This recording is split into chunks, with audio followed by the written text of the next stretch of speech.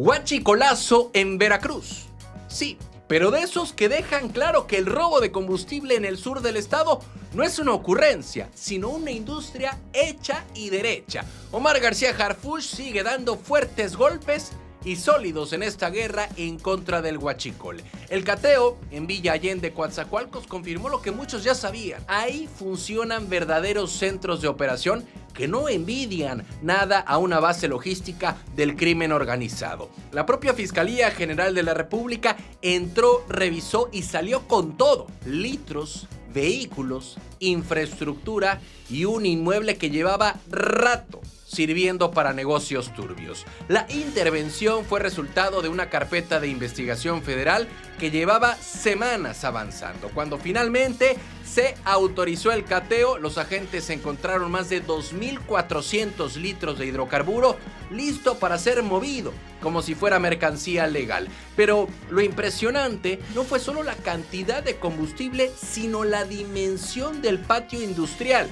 que había dentro del inmueble. 24 vehículos de distintos tipos, desde tractocamiones hasta remolques enormes, y entre lo asegurado destacaban 3 tractocamiones, 2 unidades tipo dolly, 7 cajas secas, 4 semirremolques tipo casa rodante, una moto y 7 cajas que estaban completamente calcinadas. La variedad de unidades dejaba claro que el sitio servía para almacenar, para mover y posiblemente distribuir combustible robado a gran escala. No era una operación callejera, era logística organizada. Además del parque vehicular, los agentes localizaron 7 cubitanques, 2 contenedores, casi 30 bidones vacíos, cubetas, mangueras y todo lo que se requiere para trasegar y esconder combustible ilícito. La escena parecía más un centro de operaciones clandestinas que una simple bodega improvisada. Y no es casualidad, Villa Allende, al estar cerca de ductos estratégicos, ha sido punto constante de atención para las autoridades. El cateo se ejecutó con el apoyo de la Secretaría de la Defensa Nacional,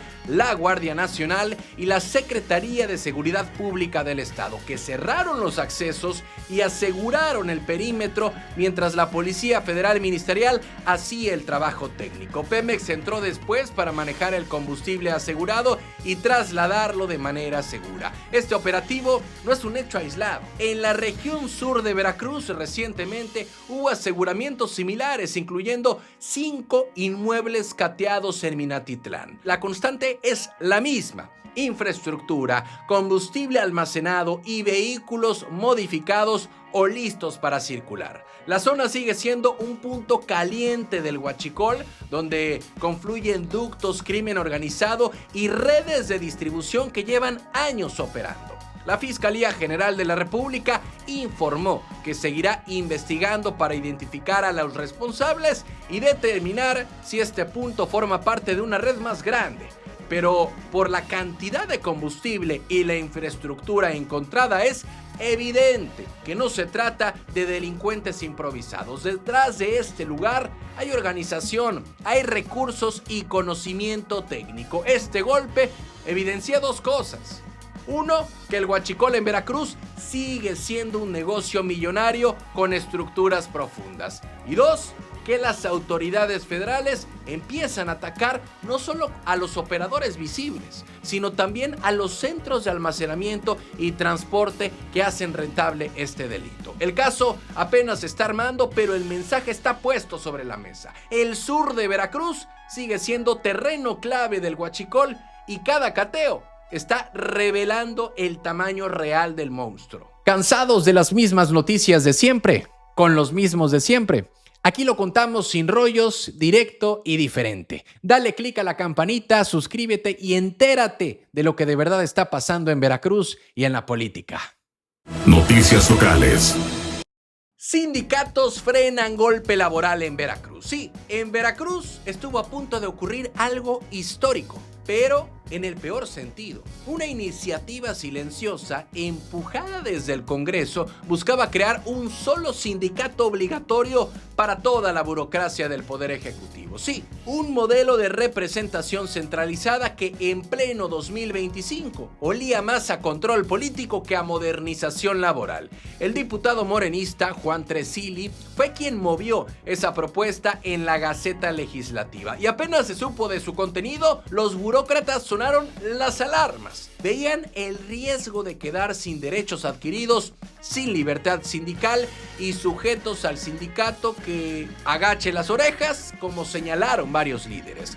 Los trabajadores del Estado no tardaron en reaccionar, denunciaron que la iniciativa abría la puerta para excluir a empleados que no aceptaran unirse al sindicato único, incluso advirtieron que había casi 10,000 burócratas sin seguridad social y que imponerles una representación única sería un retroceso brutal. La molestia fue tal que las organizaciones sindicales empezaron a organizarse para llegar a paros, brazos caídos y manifestaciones. Desde el centro de la ciudad de Veracruz emprendieron una marcha contundente, querían frenar la reforma antes de que avanzara un centímetro más. Y el mensaje fue claro. La iniciativa no solo era impopular, era peligrosa para los derechos laborales. Y el impacto funcionó, porque después de la presión, más de 20 sindicatos del Ejecutivo y del Judicial acudieron al Congreso para darle la vuelta a la reforma. Ahí, frente al presidente de la Jucopo, Esteban Bautista Hernández, reiteraron su postura. La libertad sindical no se negocia. El Congreso terminó reconociendo el error, se acordó en retirar la iniciativa por ahora, enviarla al congelador legislativo y abrir mesas de trabajo con los trabajadores. Los sindicatos celebraron la decisión, pero también advirtieron que estarán vigilando que no intenten revivirla disfrazada de actualización administrativa. La reunión también incluyó al propio secretario de Gobierno, Ricardo Agüed, quien les confirmó que la propuesta quedaba sin efecto. Algo que para muchos pues fue interpretado como la iniciativa no nació aquí, alguien la dictó.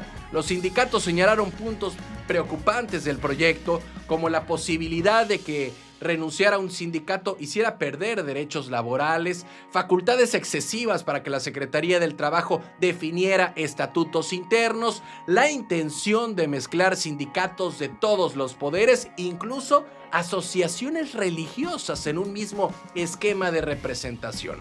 Para los trabajadores, esto equivalía a un intento de centralizar la fuerza laboral bajo un solo mando, y no lo iban a permitir.